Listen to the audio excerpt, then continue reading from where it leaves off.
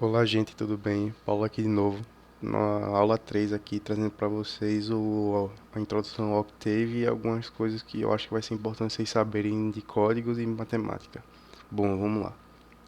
Primeira coisa que eu estou usando a versão 4.4.1 do Octave e recomendo vocês baixarem as mesmas. Eu vou botar o link na descrição do vídeo. Outra coisa que vai ter link na descrição do vídeo é do Drive, do Google Drive com todos os materiais de aula. Certo? Inclusive esse script aqui, que tem as principais informações para vocês saberem, vai estar lá. Então, aqui tem o Octave, certo? Para vocês que já estão familiarizados com programação. Aqui você digitaria o seu código normal e salvaria, executaria ele, normal. E aqui tem a janela de código. Interessante, vamos lá começar com os comandos. Bom, aqui está dizendo da criação de um vetor, certo? 1, 2, 3, um vetor. Então bora lá. V é igual a colchetes. 1, 2, 3, fecha colchetes. V é igual a 1, 2, 3. Se eu botar ponto e vírgula, ele não mostra que é V. Mas se eu quiser ver V, eu só aperto quem é V. V, entendeu?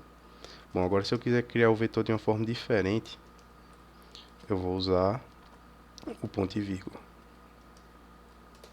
Certo? Eu, quando eu boto ponto e vírgula, eu quebro a linha. A linha, isso. Tá, agora para criação das matrizes, ok. Se eu quiser criar uma matriz A, por exemplo, dessa forma que mostra aqui, eu só digito assim, 1, 2, quebrei a linha, 3, 4. Então essa matriz, 1, 2, 3, 4. Certo? Outra matriz que eu posso criar, como mostra ali, 1, 2, quebrei linha, 3, 4, quebrei linha, 5, 6. Matriz 1, 2, 3, 4, 5, 6, ok? Bom, agora eu quero saber qual é a minha dimensão da minha matriz. Então eu escrevo aqui, size A. Então 3, 2, ela é uma matriz 3 por 2, 3 linhas, 2 colunas. Por exemplo, mas se eu só quero saber quantas colunas eu tenho, então size A2, segundo parâmetro. Então vai dar 2. Escrever size A1, primeiro parâmetro, 3. Se eu quiser guardar alguma variável com isso, eu escrevo, por exemplo, mn, pode ser qualquer coisa, j, a, b, qualquer coisa, ele vai receber o size de A. Então, m é igual a 3, n igual a 2. Agora, por exemplo, eu quero pegar o transposto da minha matriz, ou seja, minha coluna aqui vai virar linha, minha outra coluna vai virar linha. Então, eu só escrevo esse caractere aqui. Mesma coisa o vetor. Eu tenho esse vetor aqui, eu pego o transposto, a coluna dele vai virar uma linha. Beleza? Por enquanto, tudo tranquilo. Em programação em geral, nós temos os símbolos de soma, multiplicação e divisão. Soma, o mais normal, multiplicação, asterisco, subtração também comum e a divisão a barra. Por exemplo, se eu quiser aqui de novo a matriz A, se eu quiser multiplicar todos os elementos de A por 3, eu faço isso, certo? Se eu quiser somar 2 em cada elemento de A, eu faço isso. Você está vendo que não está salvando de um para o outro, por quê? Se eu quiser salvar, eu diria, por exemplo, A recebe 2 mais A. Então A agora é isso. Vamos voltar ali para como era antes. A igual a 2 menos A menos 2. Botou para o primeiro A que a gente estava trabalhando, ok?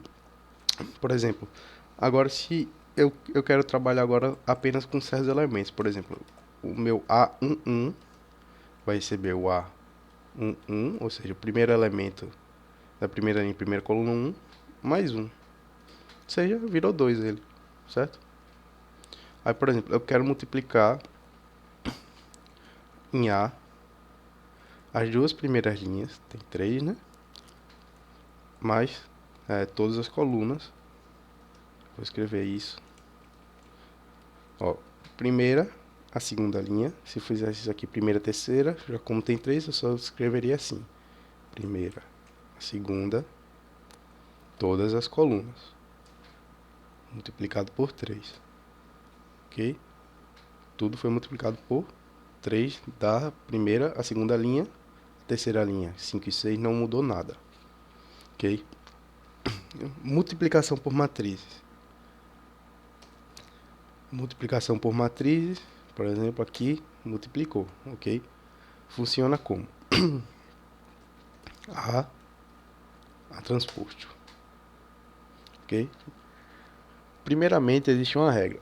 As dimensões das matrizes, por exemplo, eu tenho uma matriz IJ, certo? E outra matriz NM.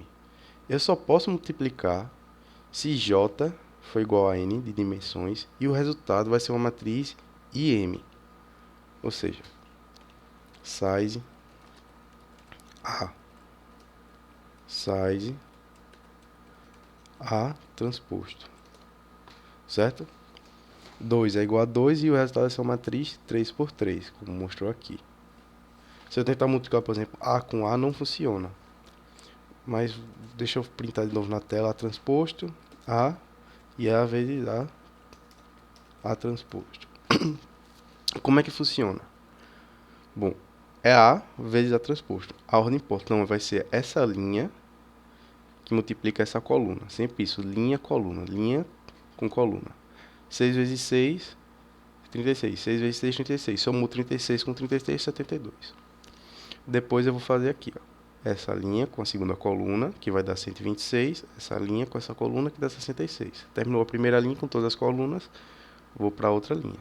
9 e 12. 9 vezes 6, 12 vezes 6. Dá isso. 9 vezes 9, 12 vezes 12, dá isso. 9 vezes 5, 12 vezes 6, dá isso e assim por diante. É assim que funciona a multiplicação de matrizes. Certo? Bom, agora se eu quero, por exemplo, transformar essa minha matriz A em um vetor. E eu quero, por exemplo, pegar essa coluna e botar embaixo dessa linha assim por diante. Então eu digo que A recebe, vou botar A1, recebe A tudo. Certo?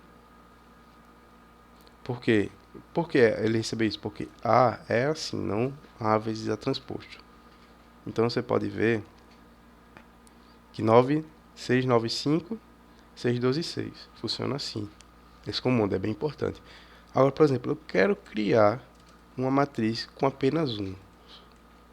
Das dimensões, sei lá, 5, 3, que nem diz ali. Eu escrevo esse comando once, certo? Crio uma matriz com uns. Mesma coisa com zeros. Agora, sei lá, de outra dimensão. 10 por 5, certo? Zeros. Agora eu quero criar uma matriz diagonal. Vou mostrar a vocês o que é uma matriz diagonal. Uso o comando I, certo? E escreva dimensões. Uma matriz diagonal é que essa diagonal principal dela aqui só tem uns. E o resto é tudo zero. E para ser isso, ela tem que ser uma matriz de dimensões iguais. I por I, por exemplo. Então só precisa de 5, que ela já cria a matriz 5 por 5. Outra coisa que é interessante é a criação de uma matriz Magic, por exemplo, Magic 3. A matriz Magic 3 assume todas as linhas, colunas e diagonais são iguais. É bem interessante. Agora, por exemplo, eu quero criar uma matriz com números aleatórios, 10 por 2, por exemplo. Eu uso o comando rand. Então, eu crio com números aleatórios de 0 a 1, mas aleatórios. Essa matriz aleatória, ok? Por exemplo, agora eu quero somar os elementos de cada coluna de A. Eu uso sum A. Ou seja, somei todos os elementos das colunas. Dessas colunas. Se eu botar sum A de novo, eu vou ter só um valor, ok? Bom, outra coisa que eu acho que é importante é, por exemplo, eu tenho o meu A rand 5, certo? E, por exemplo, eu tenho meu X, por exemplo, meu X vai ser Magic 5, certo? O que eu quero? Eu quero adicionar alguma coisa nesse meu x. Então eu teria x, certo? X A, todas as linhas da coluna 1, ou seja, o que eu vou fazer aqui, eu vou adicionar uma coluna de A da primeira coluna de A, essa aqui, para a última coluna de X. Aqui. Essa coluna daqui se equivale a essa primeira coluna.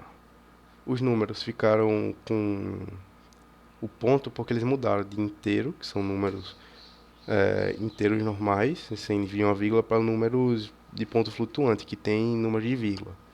Ok? Isso aí não precisa saber exatamente, que a linguagem de programação já faz. Ok. Outra coisa importante, por exemplo, que é muito bom usar, saindo já da parte das matrizes, é de plotar funções, plotar gráficos. Por exemplo, x1, vou criar esse vetor, 1, 2, 3, 4. Y vai ser 1, 4, 9, 16. Ok? Então eu vou fazer aqui plot x1 y.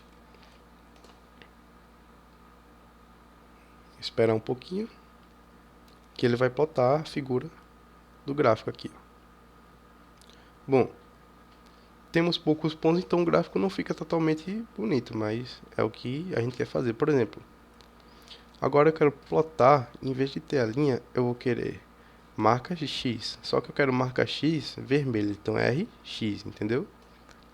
Ó, X.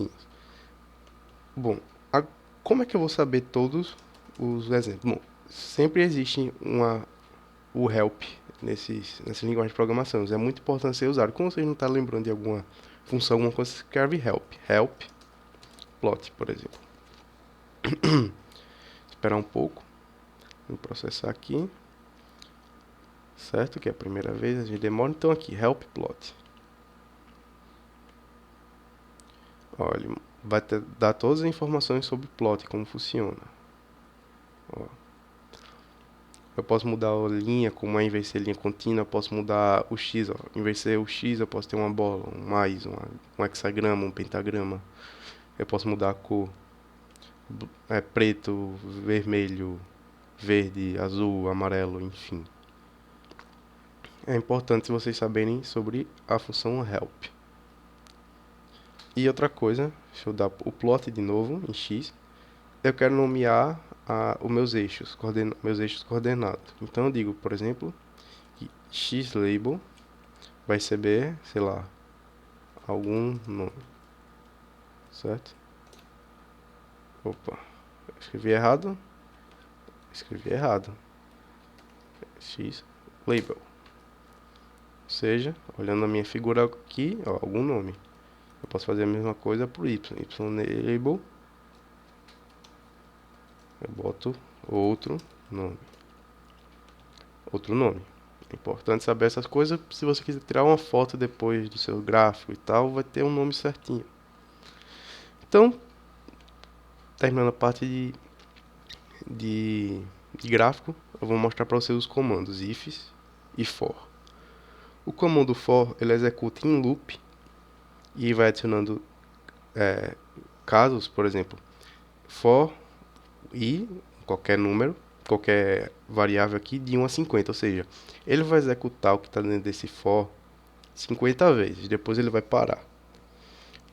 Eu não vou executar isso no Octave, eu vou deixar essa tarefa para vocês, para mexer com o for. Ou seja, botar for e adicionando números. Bota for, por exemplo, pronto, eu vou mostrar aqui. Eu vou dizer, por exemplo, que A é igual a 1, certo? Eu vou dizer for igual de I de 1 a 50, ok? Então eu vou dizer que A vai ser A mais 1. E acabo com o for. Tá vendo? Teve 50 enlaces de for, cada enlace foi adicionando 1 a mais em A. Mas isso eu vou mostrar só exemplo, eu quero que vocês brinquem com isso. Aqui tá um modelo que é bastante o máximo que vocês vão precisar, são usar dois for alinhados. Você bota um for, outro for, e as condições. If, por exemplo, eu tenho um A, ele é igual a B. Vai fazer algum comando aqui dentro. O break é para ele sair desse for. Ele já acaba com for e vem de novo para outra interação do for, ok? Pronto, eu tenho um else if, é o quê? Se, que é o if, else if, se não, outra condição, A maior que B. Maior ou igual a B. Deixa o maior só, maior igual, menor e menor igual. Deixa o maior igual, mesma coisa. Else if de novo, A diferente de B, condição qualquer. Ainda tem outro comando que eu não botei, que é o else. O else, você não precisa botar nenhuma nada, porque é se não. E outra coisa, só tem ele depois. E você escreve outra condição. Em Octave é importante vocês botarem, terminou de usar o if, os else if, o if e o else, end if junto, para significar que acabou. Terminou o for, end for também. Outro for terminou, end for. Beleza? Bom, e outra parte importante é a função. A minha ideia para vocês é trazer funções para vocês fazerem dentro de um programa que vai chamar essas funções para vocês verem eles funcionando. Então, como é uma função? Quando você vai escrever um código novo, imagine que isso aqui está em branco, você escreve function, por exemplo, J, que a gente vai ver o que é esse J, ele vai ser um computar θ, x, y. Ele recebe esses parâmetros, θ, x e y. Ok? Então, eu vou escrever o que eu quiser aqui dentro, certo? Em um arquivo separado dos meus outros arquivos. Escrevo tudo. No final, eu boto J, nem precisa no final, mas eu quero retornar J. Então, J vai receber algum valor para eu retornar ele. Terminou isso. Em um outro código seu principal, você pode chamar a função. Por exemplo, A, não precisa ser J, né? Vou chamar a função computar e boto os parâmetros. θ2, relacionado a esse θ, x e y. Não precisa ser o mesmo nome aqui, são nomes diferentes, como aqui, mas o nome computar tem que ser igual. E por fim, alguns comandos úteis. Antes de iniciar qualquer código assim que vai ler muitas funções e repetir várias vezes, é bom usar essas funções clear, close all e clc. O clear e close all não vai mostrar muito, mas se eu botar aqui clc, ele vai apagar tudo que eu já usei, não vai aparecer mais nada, ele dá um erase em tudo. Outro comando importante é o pause, ele pausa a execução do código, ou seja, você está tendo um código com muita coisa, você pause ele, dá o pause para poder ver os resultados. Imagine, por exemplo, o for aqui que eu escrevi, o i vai de 1 a 10. Primeiramente eu digo a igual a 1, como eu fiz antes.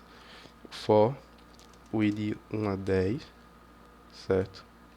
Eu digo que a vai ser igual a mais 1, ok? Escrevo pause aqui e o end for. Ou seja, ó, pausou, não foi de novo para o enlace, não teve aquele monte de As. Então cada vez que eu apertar o Enter, ele vai me dar os valores de A. Pausou. Outra coisa importante, se você tem um arquivo de texto que tem os seus dados, como por exemplo da aula passada que eu mostrei os valores de crédito e de dívida com o crédito aprovado, por exemplo, imagine que ele tiver escrito nesse histórico.txt. Eu boto dados e boto load, a função load, histórico.txt, abrir meus dados. Outra coisa importante, acho que a última coisa de agora, é como printar as coisas na tela em um programa. Por exemplo, eu quero printar todos os meus dados na tela. Eu escrevo a função fprintf, boto aspas simples, os dados são dois pontos. O barra n significa que eu estou pulando uma linha. O porcentagem f quer dizer que eu estou trabalhando com um número de ponto flutuante, como eu falei antes, um número que vai ter casas decimais. Terminei minha frase e boto a vírgula, dados. Por que dados? Porque dados está relacionado com esse porcentagem f. E basicamente é isso na aula. Só a introdução, quero que você brinque um pouco com os enlaces de for, quero que você vá fazendo as coisas que tem aqui no seu console, para se acostumar com o Octave para depois ficar mais fácil. Próxima aula eu vou começar a regressão linear e após 2 ou 3 aulas sobre regressão linear eu vou dar a primeira atividade de programação para vocês. Tudo agora está no Drive, que o link vai estar na descrição com o link do Octave. Obrigado aí, gente. Até a próxima.